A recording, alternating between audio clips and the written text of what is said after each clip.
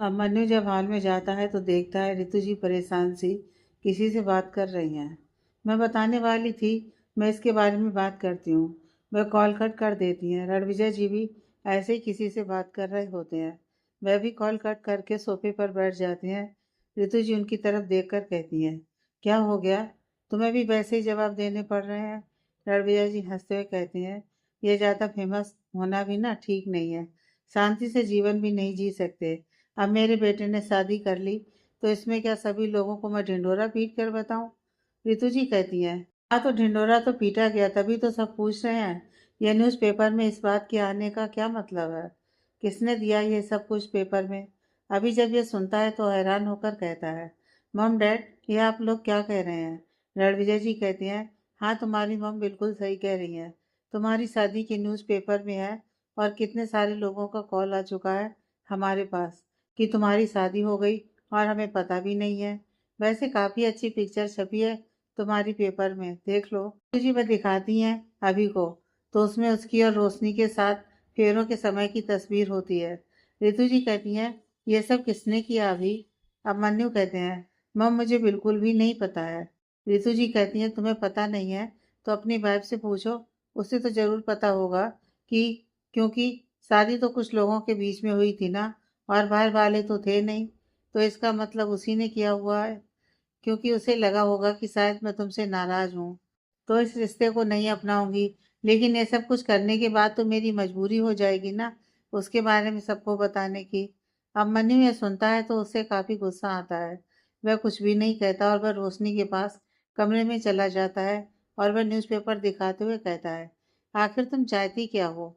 तुम्हें क्या सुकून आता है ये सारे ड्रामा करवा कर, यह न्यूज़पेपर में डलवा कर। तुम क्या साबित करना चाहती हो।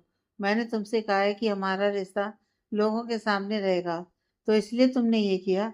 इससे क्या हो जाएगा, हाँ।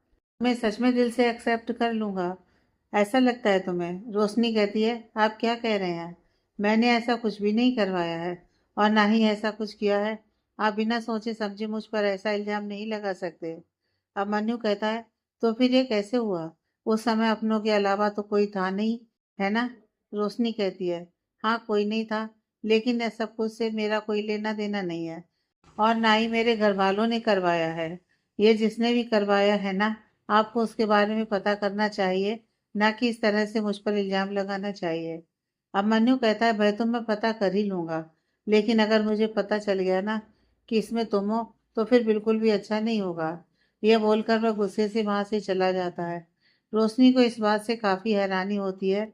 वह इसके बारे में मोहित से बात करती है तो मोहित कहता है, नहीं दी, हम लोगों ने तो ये सब कुछ नहीं करवाया है। हो ना हो, ये रोनित का किया धरा है, जरूर उसने ये सब कुछ करवाया होगा। रोशनी कहती है, तुम सही कह रहे हो, प्लीज पता करो इसके बारे में, क्योंकि इन सबसे अब मन्ने और बाकी सब लोग बहुत ही ज्यादा नाराज हैं। मोहित कहता है, ठीक है मैं पता करता हूँ। रोशनी को मोहित से कुछ प्रूफ मिल जाते हैं इसके बारे में, तो वह अब मन्नू को वह देती है और कहती है, इसमें साफ लिखा हुआ है कि यह सब कुछ रोनित की तरफ से करवाया गया है। किसी पर इल्जाम लगाने से पहले ना उसके बारे में अच्छे से आपको जांच पड़ताल कर लेनी चाहिए। अब मन्नू को यह सुनकर बुरा लगता है और खुद पर गुस्सा भी आता है कि उसने बिना सोचे समझे रोशनी पर इस तरह से इल्जाम लगा दिए। वह उसके बारे में बात करने की कोशिश करता है, लेकिन रोशनी उससे बात करने से मना कर देती है और नाराज होकर वहां से चली जाती है।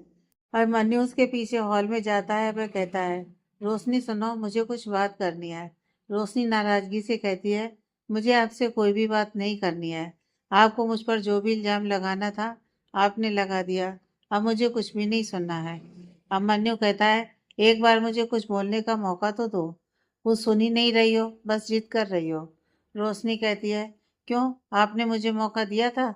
आपने तो मुझ पर गुस्सा किया और सीधा इल्जाम लगा दिया। अब मन्नू कुछ कह रहा होता है, तभी रितु जी वहां पर आ जाती हैं और कहती हैं, अभी ऑफिस के लिए देर हो रही है, चलो। अब मन्नू रोशनी के चेहरे पर देखने लगता है। वह अपना चेहरा दूसरी तरफ कर लेती है।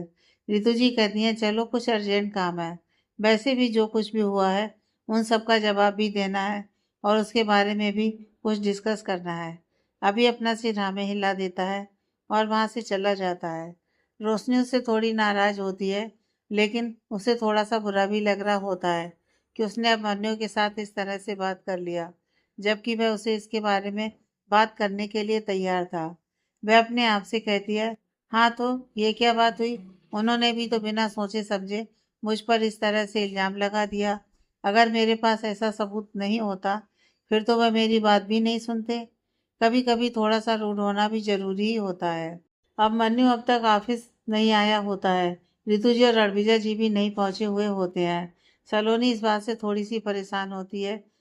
वह बेचैनी से उन लोगों के केबिन के ही आसपास घूम रही होती है। तभी एक एम्प्लॉय आती है और कहती है, क्या बात है, बहुत बेचैन लग रही हो, किसका वेट कर रही हो? अब मन्नू सर का। उसे लगता है कि वह जानबूझकर उसे छेड़ रही है, क्योंकि वह जानती है कि वह अब मन्नू को पसंद करती है, इसलिए। वो कहती है, नहीं ऐसा कुछ भी नहीं है। वह एम्प्लॉय कहती है, ऐसा नहीं हो तो बेहतर है, क्योंकि ऐसा करोगी तो तुम्हारा दिल टूटने ही वाला है। सलोनी उसकी तरफ हैरानी से देखने लगती है, तो वो कहती है, हाँ मुझे ऐसे हैरानी से क्यों देख रही हो? लगता है तुम्हें पता नहीं है कि क्या हुआ है। सलोनी कहती है, क्यों, ऐसा भी क्या हो गया है? सर अभी तक ऑफिस नहीं आए हैं, मैं बस इसलिए वेट कर रही हूँ ना। वह एम्प्लॉय कहती है, तो भूल जाओ कि वह ऑफिस आएंगे भी। रणविजय सर और मैम तो आ जाएंगे, लेकिन अब मन्नू सर ऑफिस क्यों आएंगे? वह तो अपनी हनीमून के लिए जाएंगे ना। सलोनी हैरानी से अपनी आंखें चौड़ी करके कहती है, क्या बकवास कर रही हो तुम? हाँ। तभी वह अपने फोन पर आज के पेपर की कटिंग दिखाती है और कहती है, मैं कुछ गलत नहीं कह रही हूँ। देखो उनकी शादी हो गई है, वह भी कल ही, सभी लोगों को बिना बताए हुए। लेकिन पता नहीं किसी ने यह बात कैसे लीक कर दी। सलोनी ये देखती है तो वो हैरान रह जाती है। उसकी आंखों से आंसू बहने लगते हैं। वो उसके कंधे पर हाथ रखकर कहती है, दिल लगाना ठीक है, लेकिन इतना भी मत लगाओ। वैसे भी ये तो दिल टूटना ही था ना। सलोनी की आंखों से झरने की तरह आंसू बहने लगते हैं। वह वहां से चली जाती है। वह एम्प्लाई कहती है, बेचारी का दिल टूट गया। खैर ये तो एक न एक दिन होना ही था। सलोनी अपने डेस्क के पास जा रही होती है। तभी अब मन्नू और रितु जी आपस में बात करते हुए अंदर आते हैं। सलोनी की नज़र तुरंत ही अब मन्नू के हाथ में बंधे कलाबे पर जाती है। वो अपने आप को मजबूत रखने की कोशिश करती है, लेकिन उसके आंसू और बहने लगते हैं। तो वह अपने डेस्क पर चली जाती है और उस पर अपना सिर रखकर काफी तेज तेज रोने लगती है। उसकी दोस्त आकांक्षा उसके कंधे पर हाथ रखती है। वह अपना सिर उठाती है और उसकी तरफ देखती है, फिर अपने आंसुओं को तुरंत पोंछ लेती है। आकांक्षा कहती है, क्या हो गया? वह अपनी जगह से खड़े होकर उसके गले लग जाती है और कहती है, अब मन्नू सर की शादी हो गई। एक दिन में ये सब कुछ कैसे हो सकता है? सर कल ऑफिस में नहीं थे, लेकिन मुझे लगा वो। आकांक्षा कहती है, संभालो अपने आप को सलोनी। सलोनी कहती है, नहीं मुझसे ये नहीं होगा। मैंने तो सर को अपने दिल में रखा था। मुझे नहीं पता था कि ये सब कुछ हो जाएगा और उनकी शादी अचानक कैसे हो गई। आकांक्षा कहती है, मुझे भी ये बात हैरान कर रही है। वैसे तुम अगर कहो तो मैं इसके बारे में पता करती हूँ। सलोनी कहती है, अब क्या फायदा है इन सब के बारे में पता करने का? सभी बिल्कुल सही कहते हैं कि मैंने दिल लगाया ही गलत जगह था। ये दिल तो टूटना ही था। आकांक्षा उसे कुछ समझाने की कोशिश करती है, लेकिन वह वहां से चली जाती है। अब मन्नू पहले कुछ काम में उलझ जाता है, लेकिन जब वह फ्री होकर अपने केबिन में बैठता है तो उसे ध्यान आता है कि उसे रोशनी से एक बार बात कर लेनी चाहिए। वैसे भी उसे उसकी बातों का बुरा तो लगा है। कल रात को भी उसके बिहेवियर की वजह से वह रो रही थी। वो उससे गुस्सा है, लेकिन इसका मतलब ये नहीं कि वह उसको इस तरह से तकलीफ देगा। अब मन्नू अपने आप से कहता है, लेकिन मैं उससे सीधे इस बारे में बात करूंगा तो वह बात नहीं करेगी। वैसे भी जब मैंने घर पर बात करने की कोशिश की थी तो मुझे बातें सुना दिया। अभी भी करूंगा तो मुझे बातें ही सुना देगी। नहीं, कुछ सोचना होगा।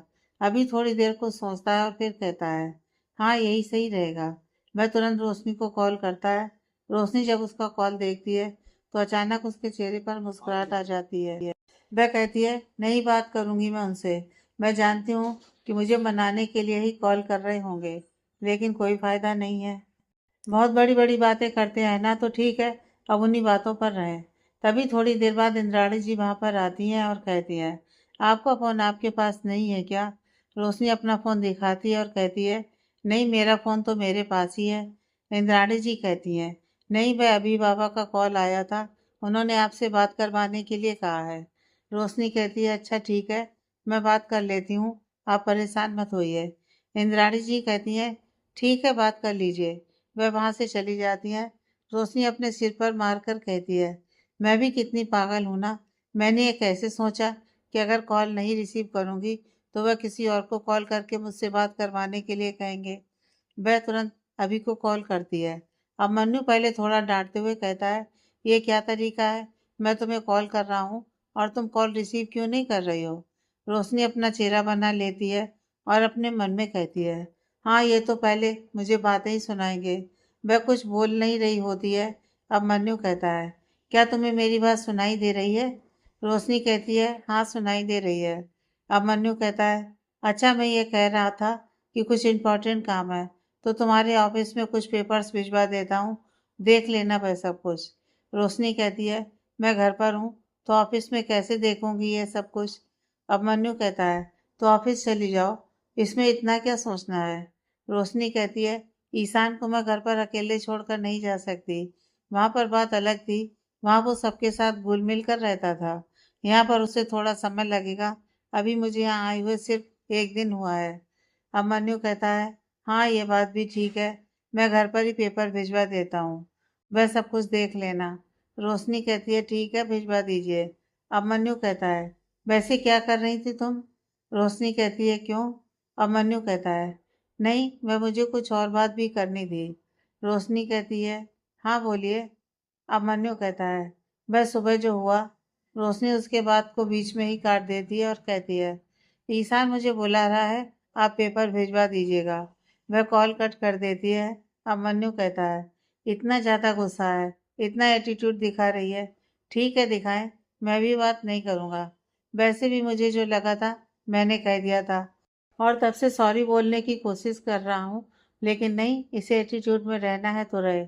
अब मैं भी कोई बात नहीं करने जा रहा हूँ उसके बारे में। आकांक्षा जब सलोनी की डेस्क के पास आती है तो देखती है कि वह अपना रेजिग्नेशन लेटर टाइप कर रही है। वह कहती है, सलोनी, ये तू क्या कर रही है? सलोनी कहती है, रेजिग्नेशन लेटर टाइप कर रही हूँ। अब मैं यहाँ पर नहीं रह सकती। मेरे लिए यहाँ पर रहना बहुत ही ज़्यादा मुश्किल है। आकांक्षा कहती है, तू पागल है क्या? इतनी अच्छी जॉब छोड़कर जा रही है?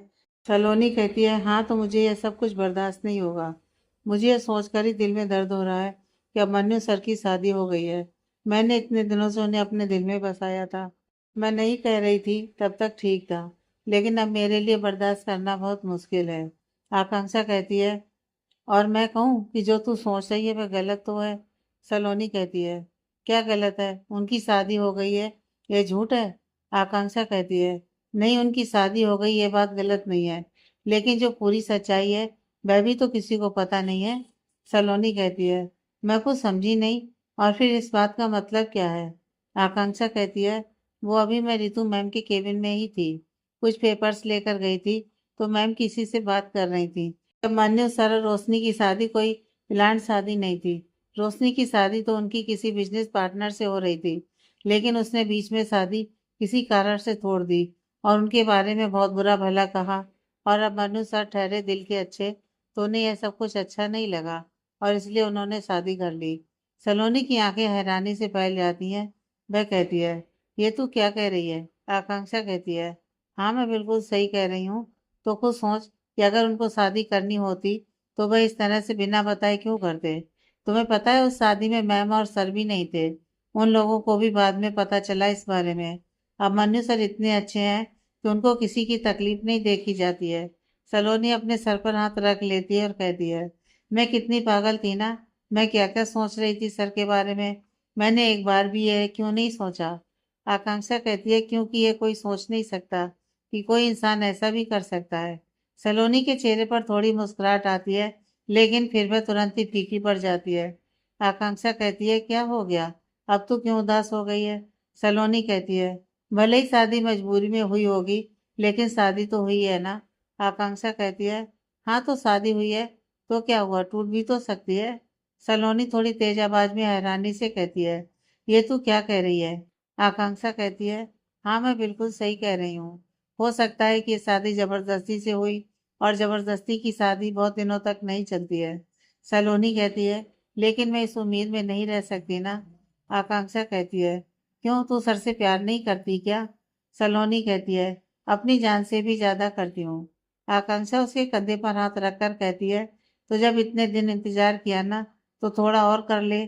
और वैसे भी मुझे ऐसी स्ट्रांग फीलिंग आ रही है कि वह शादी नहीं चलने वाली है। मुझे तो लगता है कि वह रोशनी ने ही कुछ प्लान करके ऐसा कुछ करवाया होगा, ताकि वह सर के बिजनेस में ज्यादा अच्छे से पार्टनरशिप कर सके। क्योंकि उसकी कंपनी डेड हो रही है, हमें सर को उससे बचाना है, और ये तेरे अलावा कोई नहीं कर सकता है। सलोनी को सोचती है और फिर कहती है, हाँ तो बिल्कुल सही कह रही है। मैं सर को किसी भी गलत इंसान के साथ नहीं रहने दूंगी। मैं उस रोशनी के बारे में सारे सबूत इकट्ठा करके सर को दिखाऊंगी, और वो जबरदस्ती उनके गले पड़ी है ना, मैं सर को उससे जरूर आजाद करवाऊंगी। आकांक्षा कहती है, ये हुई ना मेरी सलोनी वाली बात। सलोनी आकांक्षा के गले लग जाती है और कहती है, तू है जिसने मुझे इतने दिनों हिम्मत दिया, और आज भी मुझे ये हिम्मत दी, वरना मैंने पता नहीं क्या कर दिया होता। आकांक्षा कहती है, कोई बात नहीं, हमें अब अपने मिशन पर ध्यान देना है। सलोनी मुस्कुराकर अपना सिर हाँ में हिला देती है। शाम को अब मनु जब ऑफिस से वापस आता है, तभी कोरियर वाला एक फ्लावर बुके लेकर आया हुआ होता है।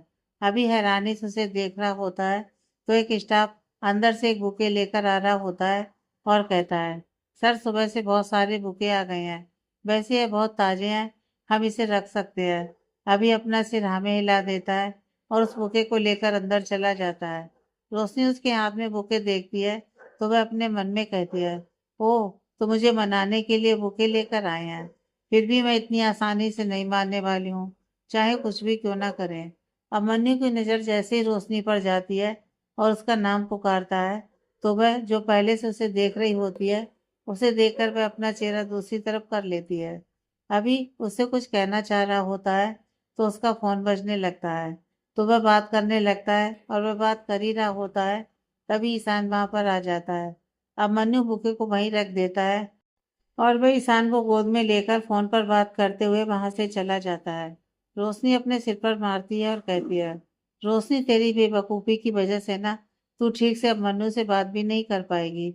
अब तुझे ना इतना ईगो भी नहीं रखना है। अब मन्नू जब बात करेंगे ना, तो तुझे उनसे बात कर लेना है। थोड़ी देर बाद जब अभी अपने रूम में चेंज करने के लिए आता है, तो रोशनी वहीं पर बैठी हुई होती है, लेकिन अभी के हाथों में वह बुके नहीं होता।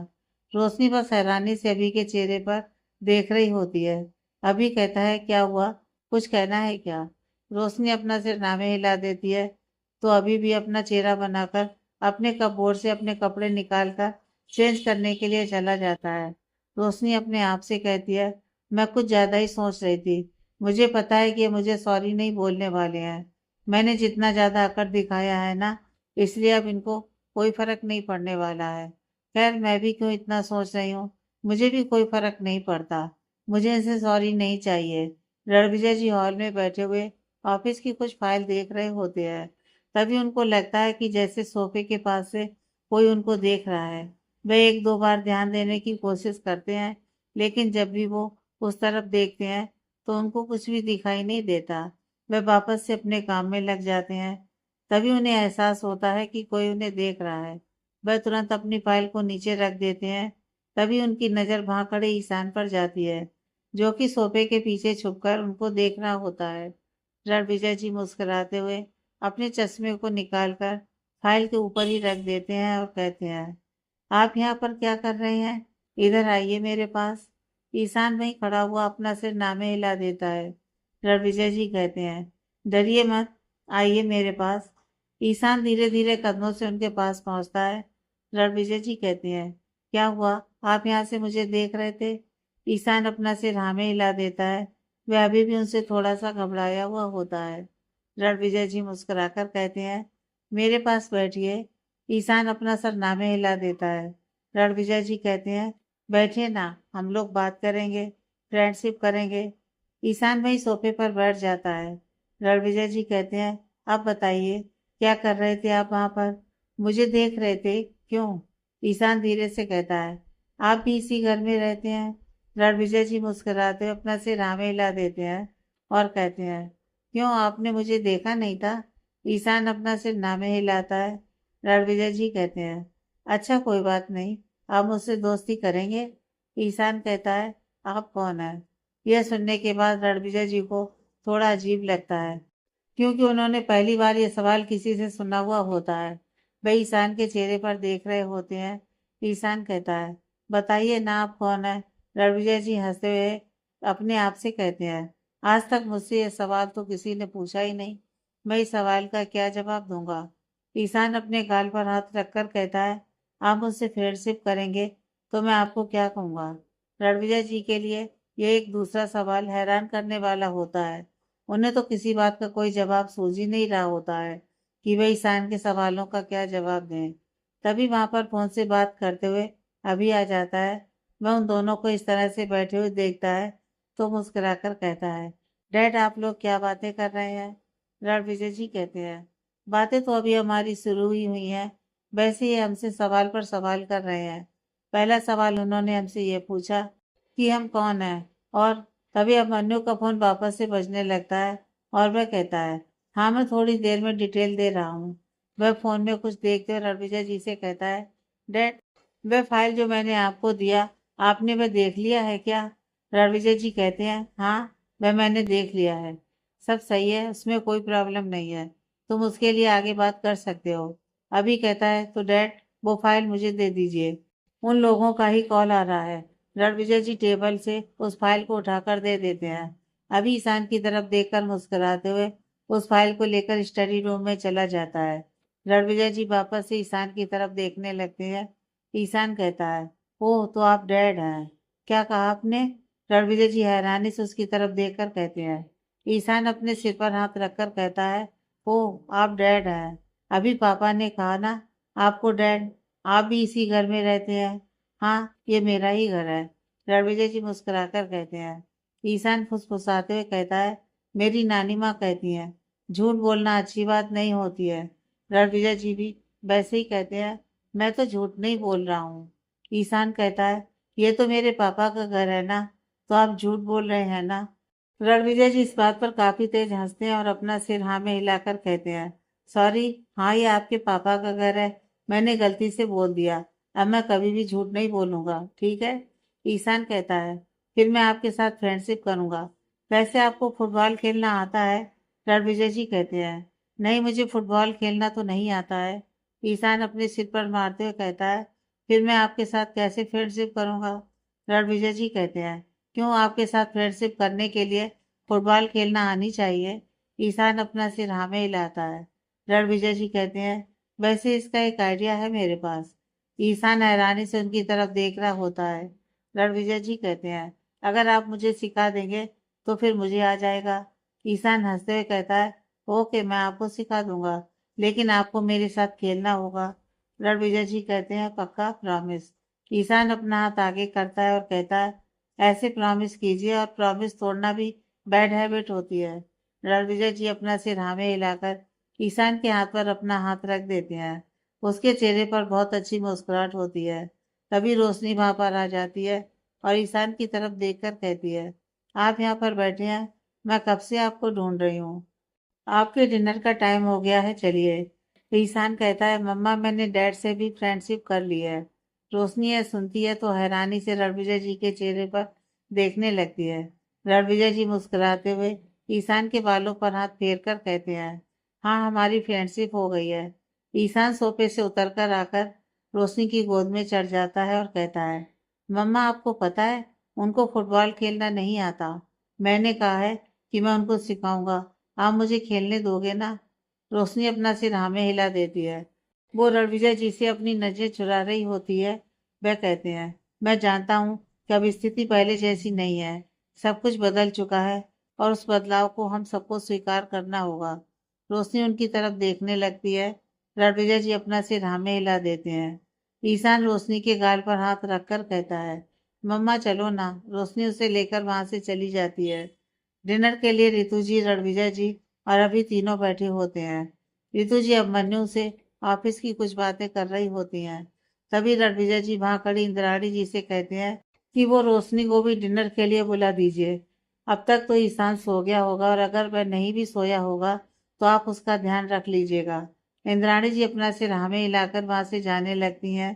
तभी रितु जी रणविजय जी की तरफ देखकर गुस्से से कहती हैं, उसे क्यों बुला रहे हो? रणविजय जी काफी नॉर्मल होकर कहते हैं, क्यों बुला रहे हो? क्या मतलब? वह भी इस घर का एक हिस्सा है इसलिए। आप यहाँ खड़ी क्यों हैं? बुला दीजिए। वो इंद्राणी जी की तरफ देखकर बोलते हैं। इंद्राणी जी जाने लगती हैं तो रितु जी कहती हैं, नहीं, वो यहाँ पर नहीं आएगी। रणविजय, तुम क्या कर रहे हो? मैंने सब चुपचाप से मान लिया, लेकिन इसका मतलब ये नहीं कि मैं दिल से उसे एक्सेप्ट कर लूंगी। तो बेमतलब की बात मत करो। यहाँ पर मैं, तुम और अभी हैं, काफी है। हम साथ बैठकर अपना फैमिली टाइम स्पेंड कर रहे हैं, और मेरे लिए फैमिली का मतलब है तुम और अभी ही है, और कोई भी नहीं। और कहीं तुम्हारी बेमतलब की जिद से सब कुछ खराब हो जाएगा। रणविजय जी अभी भी नॉर्मल होकर कहते हैं, रितु, मैं कोई बेमतलब का जिद नहीं कर रहा हूँ। मैं इस फैमिली का हिस्सा है, और अगर हम इस तरह से शुरुआत नहीं करेंगे तो कैसे सब कुछ ठीक होगा? रितु जी कहती हैं, मुझे कुछ भी ठीक नहीं करना है। जो जैसा है उसे रहने दो। मुझे तो ये बात समझ में नहीं आती कि तुम्हारा दिमाग क्यों बदलने लगता है थोड़ा सा समय में। जब यह सब कुछ हुआ था तब तो तुम मेरी बातों से सहमत थे, और अचानक से यह सब कुछ क्यों कह रहे हो? रणविजय जी थोड़ी नाराजगी से कहते हैं, रितु, तुम्हें हर बात में इतनी जिद करनी क्यों जरूरी होती है? जब रिश्ता जुड़ गया है तो उसे निभाना भी होगा ना। तुम क्यों सब कुछ खराब करने पर लगी हो? अभी अपनी नजर नीचे किए हुए बैठा होता है। मैं सब कुछ खराब करने में लगी रहती हूँ। तुम्हारे कहने का मतलब क्या है? जो कुछ भी बुरा होता है वह मेरी वजह से होता है। ये जो सब कुछ हुआ है वो मेरी वजह से हुआ है। तुम ये बात क्यों भूल गए हो कि वह हमारे अभी की तकलीफ की वजह बनी थी, और ये शादी कोई अभी की खुशी से नहीं हुई है। तो मैं इतनी जल्दी इस बात को नहीं स्वीकार करने वाली हूँ। समझे तुम? रणविजय जी कहते हैं, तुमसे तो बहस करना ही बेकार है। हर बात का बतंगड़ करने की तुम्हें आदत हो गई है। रितु जी कहती हैं, और तुम्हें हर बात में मुझे ब्लेम करके मेरे साथ लड़ने का बहाना चाहिए। तुम मुझसे उस लड़की के लिए लड़ रहे हो जिसने हमारे अभी को तकलीफ दी है। नहीं रितु, मैं हमारे अभी की खुशियों के लिए आज तुमसे इस तरह से लड़ रहा हूँ। रणविजय जी बोलते हैं। अभिमन्यु को यह सब कुछ देखकर बहुत ही ज्यादा बुरा लग रहा होता है। उसे समझ में नहीं आता कि वह कैसे उन लोगों को रोके। वह कुछ कहना चाहता है लेकिन वह कह नहीं पाता। रणविजय जी कहते हैं, तुमसे बात करने, तुम्हें कुछ समझाने का कोई मतलब नहीं है, क्योंकि तुम नहीं समझोगी, वही करोगी जो तुम्हारा खुद का मन होगा। मैं यहाँ से चला जाता हूँ, क्योंकि तुम तो सिर्फ अपने आप को मानती हो ना। तुम्हारे लिए तुम्हारी अपनी ईगो से बड़ा कुछ भी नहीं है, चाहे उसके लिए किसी को तकलीफ ही क्यों ना हो। रणविजय जी वहां से जाने लगते हैं तो अभी उनका हाथ पकड़ लेता और कहता है, डैड प्लीज इस तरह से मत जाइए। और मम बिल्कुल सही कह रही हैं। ये शादी हुई है, मैं जानता हूँ। हमारा रिश्ता भी जुड़ा है, ये भी मैं मानता हूँ। लेकिन इसका मतलब ये नहीं कि सब कुछ पूरी तरह से बदल जाएगा। और मैं आपकी बातों की भी कदर करता हूँ, लेकिन मम भी गलत नहीं है। और रही बात रोशनी को बुलाने की, तो वह इस वक्त ईशान के साथ है, और वह यहाँ पर आएगी भी नहीं। और मेरे लिए आप दोनों के साथ समय बिताना ज़्यादा ज़रूरी है, किसी और की मौजूदगी से। तो प्लीज़ आप अपना मूड खराब मत कीजिए। और मम ने कहा ना कि सब कुछ धीरे धीरे ठीक होगा, तो प्लीज़ आप इसके बारे में ज़्यादा मत सोचिए। रणविजय जी कुछ भी नहीं बोल रहे होते हैं। अब मन्नू कहता है, डैड आपको मुझ पर भरोसा है ना? प्लीज मेरी बात मान लीजिए। रणविजय जी वहां पर चुपचाप बैठ जाते हैं, और रितु जी के चेहरे पर देखकर कहते हैं, सॉरी, मुझे तुमसे इस तरह से गुस्से से बात नहीं करनी चाहिए थी। तुमने इंद्राणी जी को इस तरह अचानक से रोक दिया, इसलिए मुझे थोड़ा बुरा लगा। Very sorry. रितु जी कहती है, नहीं प्लीज, तुम सॉरी मत बोलो। गलती मेरी भी है। मुझे भी तुम्हारी भावनाओं को समझना चाहिए था। तुम्हारी बात को मैंने समझने की कोशिश नहीं की, और मैंने भी कुछ ज्यादा ही बोल दिया। जब दोनों को इस तरह से एक दूसरे से बात करते हुए देखता है, उससे अभी को काफी अच्छा लगता है। वह हंसते हुए कहता है, मॉम डैड, अब हम लोग डिनर करें, खाना ठंडा हो रहा है। दोनों अपना सर हाँ में हिला देते हैं। रणविजय जी अब मन्नू के चेहरे पर देखकर अपने मन में कहते हैं, आज तो मैं रोशनी के लिए नहीं लड़ पाया, क्योंकि मैंने देखा कि मेरी और रितु की बहस से तुम्हें तकलीफ हो रही थी। लेकिन मैं रोशनी का हक इस घर में दिलाकर ही रहूंगा। मैं उस बच्ची के साथ अन्याय नहीं होने दूंगा।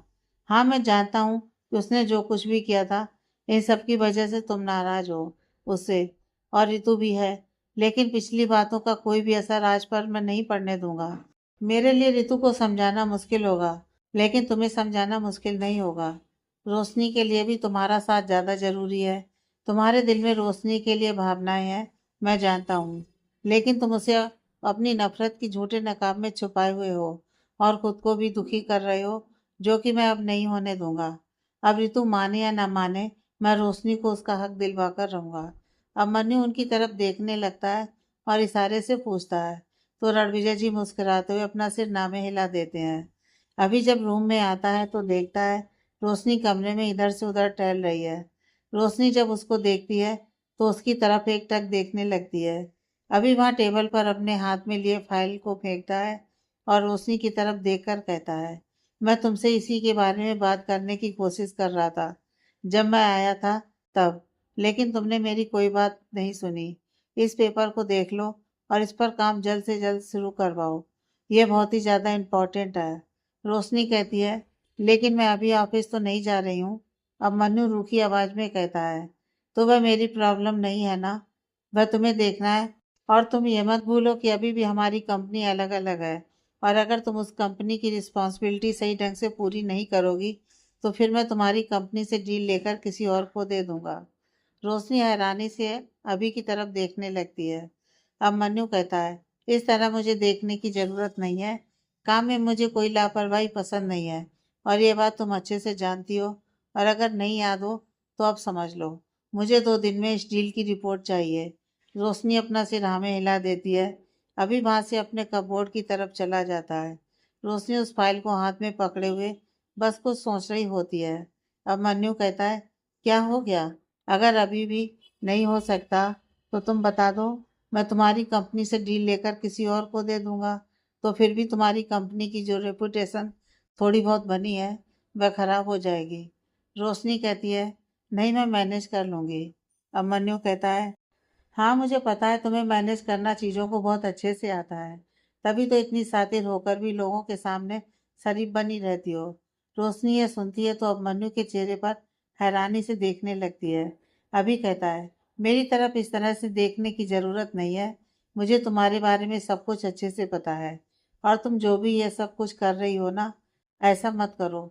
और मैं तुम्हें ये लास्ट बार वार्न कर रहा हूँ, तुम्हें पता है तुम्हारी हरकतों की वजह से मॉम डैड के बीच लड़ाई हुई। तुमने अब डैड का इस्तेमाल करना शुरू कर दिया है ना। रोशनी कुछ बोलना चाहती है तो अभी कहता है, मत करना ये सब कुछ। मैं इस बार ऐसा कुछ भी बर्दाश्त नहीं करूँगा। अगर तुम्हारी वजह से मेरे मॉम डैड की रिलेशन में थोड़ी सी भी प्रॉब्लम आई तो मुझसे बुरा कोई भी नहीं होगा, और फिर मैं ये भी भूल जाऊंगा कि तुम ईशान की माँ हो। अब तक मैं तुम्हारी सारी हरकतों को इसलिए नज़रअंदाज कर देता हूँ क्योंकि मुझे एक ख्याल रहता है, लेकिन अब ऐसा नहीं होगा, इसलिए अपनी आदतों को सुधार लो। अभिमन्यु ये बोलकर वहां से चला जाता है। रोशनी बस परेशान होकर अभिमन्यु की बातों के बारे में सोच रही होती है। एक बार वह अपने हाथ में पकड़ी हुई फाइल को देख रही होती है तो दूसरे पल वहां बिस्तर पर सुकून से सो रहे ईशान को। अभिमन्यु का बार बार रोशनी को इस तरह से कहना उसे बहुत ही ज्यादा बुरा लगता है, लेकिन वह इस बात को भी अच्छे से समझ रही होती है कि जिस तरह से उन दोनों का रिश्ता अचानक से जुड़ा है और उसकी वजह से परेशानियां आ रही हैं, इसलिए उनका थोड़ा बहुत गुस्सा जायज भी है। वह समझ नहीं पाती है कि अब वह क्या करे, क्योंकि एक तरफ उसे ईशान की जिम्मेदारी निभानी है और दूसरी तरफ अभिमन्यु ने उसे कह दिया होता है कि अगर वह ऑफिस जाकर अपना काम नहीं संभालेगी तो वह उसकी कंपनी के साथ कोई भी डील नहीं करेगा। और वह इसी के बारे में हॉल में बैठकर सोच रही होती है। तभी रणविजय जी वहां पर उसको ऐसे देखते हैं और कहते हैं, क्या बात है, कुछ परेशान लग रही हो? रोशनी उनकी तरफ देखकर हल्का मुस्कुराते हुए अपना सिर नामे हिला देती है। रणविजय जी कहते हैं, हाँ मैं जानता हूँ कि इस वक्त तुम्हारी लाइफ पूरी तरह से बदल गई है और बहुत सारी परेशानियों का भी सामना करना पड़ रहा है, लेकिन तुम अपने आप को अकेले मत समझो। तुम्हें याद हो तो मैंने काफी समय पहले ही तुम्हें कहा था कि मैं तुम्हें अपनी बेटी मानता हूँ। तो बस इस हक से पूछ रहा हूँ, बताओ क्या हुआ? रोशनी कहती है, ज्यादा कुछ परेशानी की बात नहीं है, वह ऑफिस का काम भी बहुत जरूरी है। मोहित से वह सब कुछ अकेले हैंडल नहीं हो रहा है, और यहाँ ईशान को अकेले छोड़कर जाना भी पॉसिबल नहीं है, क्योंकि अभी वह नहीं रह पाएगा इस तरह से, और उसके स्कूल की भी छुट्टी है, तो इसलिए मैं थोड़ी परेशान हूँ। रणविजय जी कहते हैं, इसमें इतना परेशान होने की क्या बात है? इस वक्त ईशान के साथ रहना ज़्यादा ज़रूरी है, और ऑफिस का जो भी काम है वह तुम यहाँ से कर सकती हो। हमारा इतना बड़ा स्टडी रूम है, जो भी इम्पोर्टेंट पेपर्स वगैरह होंगे वह तुम वहाँ मंगवा लो। और फिर थोड़ा बहुत समय के लिए अगर जाना हो तो ऑफिस चली जाओ। वैसे भी ईशान तो सबके साथ घुल मिल रहा है ना। रोशनी कहती है, हाँ लेकिन वह थोड़ी देर बाद ही मुझे ढूंढने लगता है। रणविजय जी कहते हैं, तो क्या हो गया, वापस आ जाना। कौन सा बहुत समय लगेगा, इतना फिक्र मत करो, सब मैनेज हो जाएगा, ठीक है। रोशनी अपना सिर हाँ में हिला देती है। रात को अब मन्नू ईशान के साथ बेड पर ही लेटा हुआ होता है। ईशान उसके साथ बातें कर रहा होता है। अब मन्नू कहता है, आप पूरा दिन मुझे बहुत मिस करते हो। ईशान कहता है, हाँ लेकिन सैड नहीं होता क्योंकि ईशान गुड बॉय है। उसे पता है कि पापा को काम होता है, इसलिए वह डिस्टर्ब भी नहीं करता। अभी मुस्कुराते हुए कहता है, आप तो बहुत ही समझदार हो। ईशान कहता है, वह क्या होता है। अब मन्नू को सोचकर कहता है, मीन्स की गुड बॉय हो। ईशान कहता है, हाँ सभी यही कहते हैं। मैं मम्मा की सारी बातें मानता हूँ, जैसे आप अपनी मम्मा की सारी बातें मानते हो। ईशान बिल्कुल अपने पापा की तरह है। अब मन्नू मुस्कुरा देता है। तभी रोशनी वहां पर आ जाती है। अभी जब उसको देखता है तो वह ईशान का हाथ छोड़कर बिस्तर से उठकर जाने लगता है। ईशान कहता है, पापा, ईशान को पापा के साथ सोना है। अब मन्नू ईशान की तरफ देखकर कहता है, आप मम्मा के साथ सो जाओ, मुझे थोड़ा सा काम है, मैं आता हूँ। ईशान रोने जैसा चेहरा कर लेता है और कहता है, नहीं, ईशान को पापा के साथ रहना है। अभी उसको इस तरह से उदास देखता है तो वह वहीं पर वापस बैठ जाता है और उसके गाल पर हाथ रखकर कहता है, ओके, उसमें सैड होने की क्या बात है, मैं हूँ आपके साथ, ऐसे सैड नहीं होते हैं। ईशान अपना चेहरा नीचे किए हुए बस बैठा होता है। अभी उसको गोद में ले लेता है और फिर उसके सर पर किस करता है और कहता है, मेरा ईशान तो गुड बॉय है ना, फिर वो ऐसे सैड नहीं होगा ना। आप सैड हो जाओगे तो फिर पापा भी सैड हो जाएंगे। ईशान हंस देता है। अभी के चेहरे पर भी मुस्कुराहट आ जाती है। रोशनी धीरे से कहती है, आप यहीं ईशान के पास सो जाइए, मैं सोफे पर सो जाती हूँ, मुझे कोई परेशानी नहीं है। अभी तिरछी नजरों से उसकी तरफ देखकर कहता है, उसकी कोई ज़रूरत नहीं है, थोड़ी देर में वो सो ही जाएगा, तब तक अगर तुम्हें कुछ काम करना हो तो तुम कर सकती हो। रोशनी वहां से जाने लगती है तो ईशान कहता है, मम्मा आओ ना, ईशान को नींद आई है, मुझे सुला दो ना। रोशनी अभी की तरफ देखकर कहती है, आपके पापा है ना आपके पास, वे आपको सुला देंगे, मुझे काम है, मैं आती हूँ। ईशान कहता है, नहीं मम्मा, आओ ना प्लीज मम्मा। रोशनी उसको थोड़ी डांटते हुए कहती है, ईशान इस तरह से जिद नहीं करते, मैंने एक बार कह दिया ना, आप पापा के साथ सो जाओ, मुझे काम है, मैं आती हूँ। ईशान उसकी डांट से तेज तेज रोने लगता है। अभी को रोशनी की इस हरकत पर बहुत ही ज़्यादा गुस्सा आ जाता है। वह ईशान को अपनी गोद में ले लेता है और अपने कंधे पर लिटाकर शांत कराता है और रोशनी की तरफ देखते हुए कहता है, आ जाओगी उसके पास तो तुम्हारा बहुत कुछ नहीं बिगड़ जाएगा, क्या दिखाना है, क्या चाहती हो तुम। हाँ। ईशान अभी के सीने से लगा हुआ होता है। उसकी आंखें बंद होती हैं। रोशनी धीरे से कहती है, जानती हूँ, वैसे आपकी तेज आवाज से ईशान डर रहा है।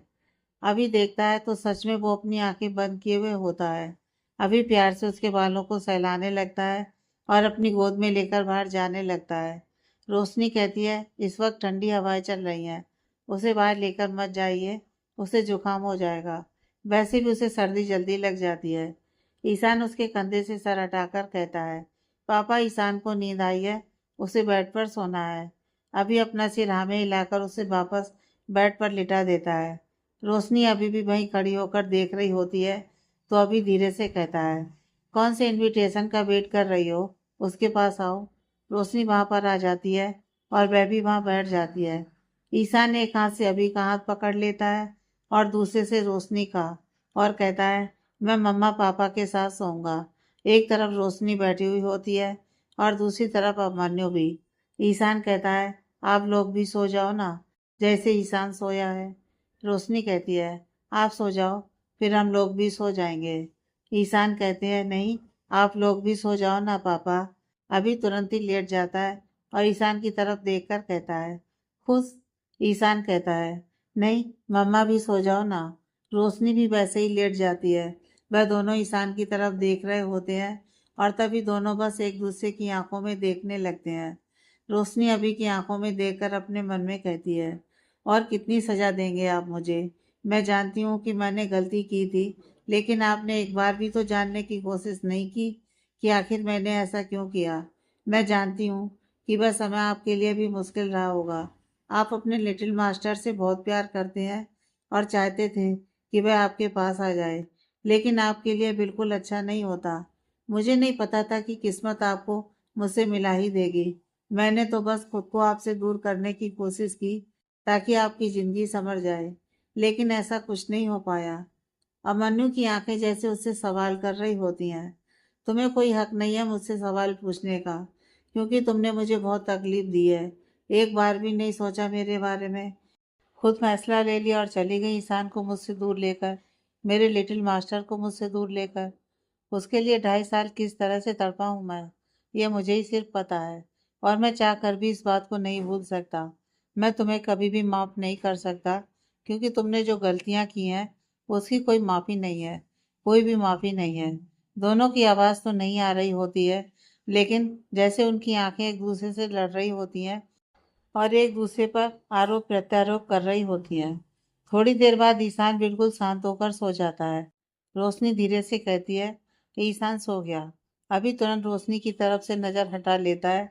वह देखता है तो ईशान ने अभी भी उसके हाथ को पकड़ा हुआ होता है। उसकी एक उंगली पर उसकी पकड़ काफी मजबूत होती है। वह उसे छुड़ाने की कोशिश करता है तो वह नहीं निकल रहा होता है। रोशनी भी उठकर बैठ जाती है और ईशान के हाथ से अमन्यु की उंगली को हटा देती है। अमन्यु कुछ पल उसके चेहरे पर देखता है और फिर ईशान की तरफ, जहाँ से वो उठता होता है वहां पर 2 तकिया लगा देता है और अपना एक तकिया लेकर सोफे पर चला जाता है और जाकर लेट जाता है। तभी वह देखता है कि रोशनी अभी बैठी हुई उसके चेहरे पर देख रही है, तो वह करवट लेकर दूसरी तरफ देखने लगता है। रोशनी लाइट ऑफ करके लेट जाती है। सुबह अभिमन्यु ऑफिस जल्दी चला गया होता है। उसे कुछ काम होता है जिस वजह से रोशनी को ये बात पता भी नहीं चलती। सुबह जब वह जगती है और अभी को वहां नहीं देखती, तो उसे लगता है कि शायद वह बाहर गए होंगे। थोड़ी देर बाद तैयार होकर जब वह नीचे जाती है और वहां भी अभी को नहीं देखती, तो इंद्राणी जी से उसके बारे में पूछती है। तो इंद्राणी जी कहती हैं, अभी बाबा आपको बताकर नहीं गए। वह ऑफिस का कुछ जरूरी काम था, इसलिए वह जल्दी चले गए। रोशनी हैरानी से कहती है, इतनी सुबह? इंद्राणी जी कहती हैं, हाँ आपको तो हैरानी हो रही होगी, काफी समय से यही है। घर पर तो पहले आते भी नहीं थे वह। सर की जब तबीयत खराब हुई थी तो 2-2 3-3 दिन घर तक नहीं आते थे। अपने आप को पूरे काम में बिजी रखते थे। अब तो फिर भी थोड़े नॉर्मल है। वैसे ईशान बाबा जाग गए क्या? रोशनी कहती है, नहीं अभी नहीं जगा है, मैं जगा देती हूँ। वैसे भी जगेगा तो पहले तो अब मन्नू को ही ढूंढेगा और थोड़ी देर रोएगा। इंद्राणी जी कहती हैं, वो बिल्कुल अभी बाबा की तरह है। जब सर घर पर रहते थे ना, तो वह भी ऐसा ही करते थे। रोशनी मुस्कुरा देती है। रणविजय जी और रितु जी ऑफिस के लिए निकल रहे होते हैं। तभी पीछे से कोई डैड कहता है। दोनों को हैरानी होती है। दोनों पलटकर देखते हैं तो ईशान सोफे के पास खड़ा होकर उनको डैड कहकर बुला रहा होता है। रितु जी हैरानी से रणविजय जी के चेहरे पर देखने लगती हैं। रणविजय जी मुस्कुराते हुए ईशान के पास जाते हैं और कहते हैं, गुड मॉर्निंग। ईशान भी धीरे से गुड मॉर्निंग बोलता है। फिर कहता है, आप कहाँ जा रहे हो? रणविजय जी कहते हैं, ऑफिस जा रहे हैं। क्यों, आपको कुछ काम है हमसे? हम शाम को आपके लिए चॉकलेट लाएंगे। ईशान कहता है, नहीं ईशान को चॉकलेट नहीं चाहिए। आपने तो प्रॉमिस किया था कि आप मेरे साथ फुटबॉल खेलेंगे। रणविजय जी अपने सिर पर हाथ रखते हैं और कहते हैं, ओह हम तो ये भूल ही गए। कोई बात नहीं, अभी तो काम है। हम काम करके फिर आएंगे तो आपके साथ खेलेंगे पक्का। ईशान कहता है, फिर हमारी फ्रेंडशिप नहीं होगी। रणविजय जी चौंकते हुए कहते हैं, क्यों? ईशान कहता है, क्योंकि आपने अपना प्रॉमिस तोड़ दिया। हम आपसे बात नहीं करेंगे।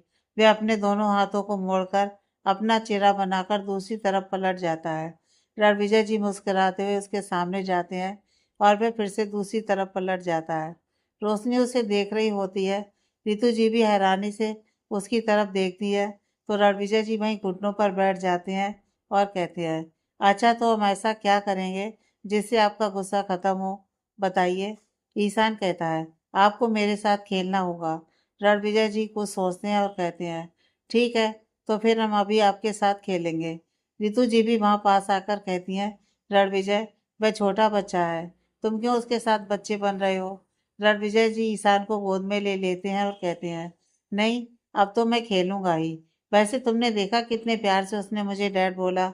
मुझे ऐसा लगा जैसे मेरे अभी ने कहा है। अब तो मैं पूरा समय ईशान के साथ ही बिताऊंगा। रितु जी कहती हैं, कुछ भी क्यों कर रहे हो, चलो ऑफिस के लिए देर हो रहा है। रोशनी उसे संभाल लेगी। तभी रोशनी वहां जाती है और कहती है, हाँ अंकल, आप ईशान को मुझे दे दीजिए। आप ऑफिस जाइए, मैं उसे समझा दूंगी। रणविजय जी कहते हैं, क्यों, कोई उसे समझा देगा? जब मैं उसके साथ रहूंगा तो मुझे ऑफिस नहीं जाना। वैसे भी मैंने बहुत काम कर लिया है। अब मुझे रिटायरमेंट लेना है और ईशान के साथ उसका बचपन जीना है, जो मैंने अभी का मिस कर दिया था, बस। रितु जी गुस्से से कहती हैं, तुमसे कुछ बात करना ही बेकार है। मैं कुछ नहीं कहूंगी। रितु जी वहां से चली जाती हैं। रोशनी को ये बुरा लगता है। वह रणविजय जी की तरफ परेशान होकर देखने लगती है। रणविजय जी मुस्कुराकर कहते हैं, तुम्हें परेशान होने की कोई ज़रूरत नहीं है। और एक काम करो, तुम जाओ, जाकर तैयार हो जाओ और जो भी ऑफिस का काम था वह जाकर करके आओ। तब तक मैं यहाँ ईशान के साथ हूँ। रोशनी कहती है, लेकिन अंकल, आप इस तरह से नहीं गए, आंटी बहुत नाराज हो जाएंगी। वह मेरी परेशानी है ना, तुम क्यों परेशान हो रही हो? तुम जाओ, जल्दी से रेडी होकर ऑफिस जाओ। रणविजय जी कहते हैं। रणविजय ईशान की तरफ देखकर कहते हैं, आप सच में मेरे साथ खेलेंगे ना? अपनी मम्मा को तो नहीं बुलाएंगे? वैसे मैं आपका फ्रेंड हूँ, तो आपकी बात मान रहा हूँ, तो आपको भी मेरी बात माननी पड़ेगी। ईशान अपने गाल पर एक उंगली रखता है और फिर अपना सिर हाँ में हिला देता है। रणविजय जी कहते हैं, वेरी गुड। ईशान कहता है, तो आप मेरे साथ खेलने चलेंगे? रणविजय जी अपना सिर हाँ में हिला देते हैं और वह ईशान को लेकर बाहर चले जाते हैं। रोशनी को समझ में नहीं आता कि वह क्या करे। वह अपने आप से कहती है, अंकल ऐसा कर रहे हैं, अब आंटी उनसे भी नाराज हो जाएंगी। तभी उसका फोन बजता है। मोहित का कॉल होता है। रोशनी कॉल रिसीव करती है तो मोहित कहता है, दी आप ऑफिस आ रही हैं ना? वह मन्नू भाई की कंपनी की तरफ से मेल आया है, कुछ डील्स के पेपर्स के सिग्नेचर के लिए। और भी कुछ काम है, तो प्लीज आप आकर वह देख लीजिए। रोशनी कहती है, मैं थोड़ी देर में आ रही हूँ, और कुछ मेरे पेंडिंग काम भी हैं, तो मैं वह भी कर लूँगी। मोहित कहता है, ठीक है दी, आप आ जाइए, मैं आपका वेट कर रहा हूँ। रोशनी निकलने से पहले ईशान के पास जाती है, जो कि रणविजय जी के कमरे में ही होता है, और वह लोग पूरा वहाँ खिलौनों को फैलाए होते हैं। रणविजय जी भी उसके साथ बहुत अच्छे से खेल रहे होते हैं। रणविजय जी रोशनी को देखते हैं तो कहते हैं, तुम अभी तक गई नहीं? रोशनी कहती है, बस निकल ही रही हूँ। वह ईशान के पास जाकर कहती है, बिल्कुल परेशान मत कीजिएगा, और अगर आपको कुछ चाहिए हो तो आप आंटी को बता देना, ठीक है? और ज़्यादा जिद नहीं। ईशान बस रोशनी की तरफ देख रहा होता है। तभी रणविजय जी कहते हैं, बच्चे को डराओ मत, मैं हूँ, उसका ख्याल रख लूँगा, ठीक है? भरोसा करो। रोशनी कहती है, अंकल वह थोड़ा शरारत करेगा और फिर आपको पूरा परेशान कर देगा। रणविजय जी कहते हैं, मैं तो चाहता हूँ परेशान होना।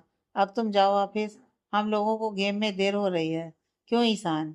ईशान मुस्कुराकर अपना सिर हाँ में हिला देता है। रोशनी मुस्कुराकर वहां से चली जाती है। रितु जी इस बात से बहुत ही ज़्यादा नाराज होती हैं कि रणविजय जी ऑफिस नहीं आए हैं और वह ईशान के साथ घर पर है और इस तरह से रोशनी का साथ दे रहे हैं। वह अपने आप से कहती हैं, पता नहीं रणविजय को क्या हो गया है। पहले तो वह भी मेरी तरह ही इस रिश्ते से बहुत ही ज़्यादा परेशान था और वो रोशनी से नाराज भी था। लेकिन अब रोशनी ने उसे ऐसा क्या कह दिया कि वह उसका सपोर्टर बन गए हैं। उसके कारण रणविजय ने मुझसे भी लड़ाई की। वो तो अभी ने उसे समझाया, तब वह नॉर्मल हुआ, वरना रोशनी के लिए तो वह मुझे भी बातें सुना रहा था। क्या करूं? हाँ, इस बारे में अभी से बात करनी होगी। हाँ, उसी से बात करूंगी, तभी वह उसे समझाएगा, वरना रणविजय हमेशा ही ऐसे करते रहेगा और इससे हम दोनों की लड़ाई हो जाएगी। रितु जी मौका देकर अभी से बात करने की कोशिश करती हैं। उस वक्त वह अपने केबिन में अकेला ही होता है। रितु जी वहां जाकर कहती हैं, अभी वह कुछ जरूरी बात करनी है मुझे, तुम अभी फ्री हो गया? अभी एक फाइल देखते हुए कहता है, हाँ मॉम कहिए ना। रितु जी कहती हैं, वह, तभी अभी का फोन बजता है। वह उनकी तरफ देखता है तो वह कहती हैं, हाँ पिक कर लो। अभी बात करता है और अपनी जगह से खड़ा हो जाता है और रितु जी की तरफ देखकर कहता है, मम थोड़ा अर्जेंट है, मुझे निकलना होगा। रितु जी कहती हैं, ठीक है जाओ, आना तो बात कर लूंगी। अभी अपना सिर हाँ में हिलाकर वहां से चला जाता है। अभी जब अपनी मीटिंग से वापस आता है तो वह देखता है उसके केबिन में रोशनी बैठी हुई है उसको वहाँ देखकर वह काफ़ी हैरान होता है। रोशनी अभिमन्यु को देखती है तो वह अपनी जगह से खड़ी हो जाती है। अभी उसको कुछ भी नहीं बोलता है और आकर अपनी जगह पर बैठ जाता है। रोशनी अभी भी खड़ी होती है तो अभी कहता है, इतनी फॉर्मेलिटी करने की ज़रूरत नहीं है, बैठ जाओ। रोशनी भी वहीं बैठ जाती है। अभी कहता है, वैसे यहाँ कैसे आना हुआ? रोशनी वहीं टेबल पर रखे फाइल को अभी की तरफ बढ़ा देती है और कहती है, जो भी आपने डील के लिए कहा था वह सब कुछ रेडी है। आप एक बार पेपर साइन कर लीजिए और फिर जो भी प्रोसीजर है उसे आगे बढ़ाइए। अभी एक बार रोशनी की तरफ देखता है और फिर वो फाइल की तरफ देखने लगता है, लेकिन उसके दिमाग में उसकी कई बातें चल रही होती हैं। सबसे ज़्यादा वह इस बात से परेशान होता है कि रोशनी अगर यहाँ है तो फिर ईशान किसके पास होगा। उसका दिल तो कर रहा होता है कि वह इस बारे में बात करे, लेकिन वह चाह कर भी नहीं पूछ पा रहा होता है। रोशनी उसके चेहरे की बेचैनी को देखकर इस बात को बहुत ही अच्छे से समझ रही होती है। वह धीरे से कहती है, परेशान होने की बात नहीं है, ईशान बिल्कुल ठीक है और वह खुश भी है। वैसे अब मेरा कोई काम तो नहीं है ना इस डील के लिए। अब जो भी होगा वह तो आप लोग देख लेंगे। अभी उसके चेहरे पर देखकर अपना सिर हाँ में हिला देता है। रोशनी वहां से निकल जाती है। सलोनी को जब पता चलता है कि रोशनी वहां पर आई है तो उसे इस बात पर बहुत ही ज्यादा गुस्सा आती है। रोशनी अभी की केबिन से निकल रही होती है, तभी सलोनी उसके केबिन में आ जाती है। वह रोशनी की तरफ देखती है, लेकिन उसे कुछ भी नहीं बोलती और अभी को कॉफी देकर कहती है, सर आपकी कॉफी। अभिमन्यु हैरानी से उसकी तरफ देखने लगता है तो सलोनी कहती है, सर मुझे पता है कि आप अभी बाहर से आए हैं और काफ़ी ज़्यादा काम था और आपको इस वक्त कॉफ़ी की ज़रूरत है, इसलिए मैं ले आई। रोशनी अभी भी गेट पर ही खड़ी हुई होती है। अभी वहाँ खड़ी रोशनी को देखता है, वह भी एकटक उसको ही देख रही होती है। सलोनी जब उन दोनों को ऐसे एक दूसरे को देखते हुए देखती है तो कहती है, सर टेस्ट कीजिए ना, मैंने आपकी फेवरेट ही बनाई है। अभी रोशनी की तरफ से अपना चेहरा हटाकर उसकी तरफ देखने लगता है और अपना सिर हाँ में हिला देता है। रोशनी वहां से चली जाती है। सलोनी अभी के चेहरे पर देखकर अपने मन में कहती है, सर आपने उसके लिए इतना बड़ा सेक्रीफाइस किया है, लेकिन वह इसके बिल्कुल भी लायक नहीं है। जरूर उसने कुछ ना कुछ तो किया है। मैं सच्चाई को जरूर आपके सामने लेकर आऊंगी और उसके झूठ का नकाब जरूर उतारूंगी। वैसे मुझे तो यह भी पता करना है कि वह इस कंपनी में पहले काम करती थी, फिर वह अचानक मेरा इंडस्ट्री की मालिक कैसे बन गई। रणविजय जी और ईशान बहुत ही अच्छे से अपना समय बिता रहे होते हैं। ईशान उनके साथ खेलकर काफी खुश होता है। उन लोगों ने रणविजय जी के कमरे को पूरी तरह से फैला दिया होता है। तभी इंद्राणी जी वहां पर आती हैं और ईशान को खाना खाने को कहती हैं। ईशान कहता है, नहीं मुझे अभी और खेलना है। रणविजय जी कहते हैं, नहीं आप पहले खाना खा लो, तब तक मैं भी थोड़ा सा अपना काम कर लेता हूँ, ठीक है। ईशान उसके लिए तैयार हो जाता है। रणविजय जी इंद्राणी जी से कहते हैं, ईशान को खाना खिलाने के बाद इस कमरे की सफाई करवा देना, वरना तुम्हारी मैडम आएंगी ना तो मुझे कच्चा खा जाएंगी। इंद्राणी जी मुस्कुराते हुए कहती हैं, सर मैं सारा काम करवा दूंगी, आप परेशान मत होइए, मैं अभी ही किसी को भिजवा देती हूँ। रणविजय जी कहते हैं, हाँ ठीक है। जब अभी कुछ इंपॉर्टेंट पेपर लेकर रणविजय जी के केबिन में जाता है तो उनके केबिन में कोई भी नहीं होता है। अभी को लगता है कि शायद वे किसी काम से बाहर गए हुए होंगे या फिर मीटिंग वगैरह में होंगे, तो वह सलोनी को बुलवाकर उनके बारे में पूछता है। तो सलोनी कहती है, सर तो आज आए ही नहीं है। अभी इस बात से थोड़ा हैरान हो जाता है और वह अपने आप से कहता है, डैड ऑफिस क्यों नहीं आए? उनकी तबीयत तो ठीक है ना? हाँ अगर उनकी तबीयत खराब होती तो मम मुझे बताती ना, और फिर मम भी ऑफिस नहीं आती। लेकिन यह भी तो हो सकता है कि डैड ने ज़बरदस्ती उनको भिजवा दिया होगा। मुझे मॉम से बात करनी होगी। वह तुरंत रितु जी के केबिन में जाता है। वहाँ पर रितु जी पहले से ही कुछ लोगों के साथ बैठकर मीटिंग कर रही होती हैं। अभी परेशान सा वहाँ खड़ा होता है। रितु जी उसके चेहरे पर देखकर उसकी बेचैनी को अच्छे से समझ जाती हैं, तो वह उन एम्प्लॉयज़ को जाने के लिए कहती हैं। वह लोग वहाँ से चले जाते हैं। अभी कुछ कहता उससे पहले ही रितु जी कहती हैं, क्या हो गया अभी, इस तरह से परेशान क्यों हो रहे हो? सब ठीक तो है ना? अब मन्नू कहता है, मॉम डैड ऑफिस क्यों नहीं आए हैं? वह ठीक है ना? रितु जी इस बात पर अपना चेहरा बना देती हैं। अब मन्नू कहता है, क्या हुआ मॉम, मेरी बात का जवाब दीजिए ना। डैड ठीक तो है ना? मैं उनको कॉल करूं क्या? रितु जी कहती है, नहीं उसकी कोई ज़रूरत नहीं है, वो बिल्कुल ठीक है। तो वह ऑफिस क्यों नहीं आए हैं? अभी तुरंत ही सवाल करता है। रितु जी कहती हैं, क्योंकि तुम्हारे डैड रिटायरमेंट लेना चाहते हैं और ईशान के साथ समय बिताना चाहते हैं। यह सुनते ही अभी के चेहरे की परेशानी तुरंत ही मुस्कुराहट में बदल जाती है। रितु जी कहती हैं, मुझे पता है, यह सुनकर तुम्हें बहुत खुशी हो रही है।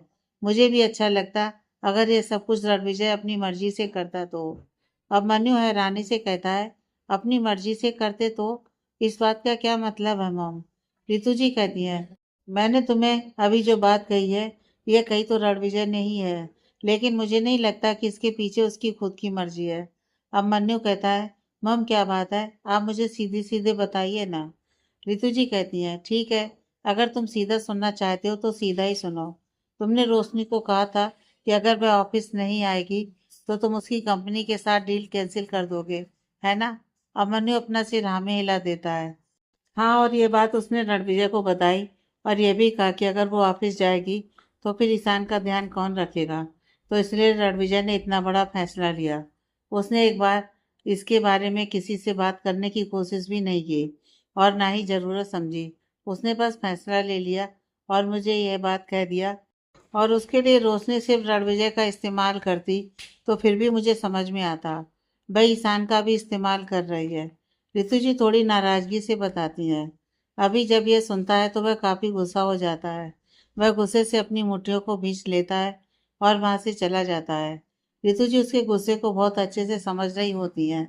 वह अपने आप से कहती हैं, मैं तुम्हें ये सारी बातें बताना नहीं चाहती थी अभी, क्योंकि मैं जानती थी कि यह सब कुछ जानने के बाद तुम्हें बहुत बुरा लगेगा।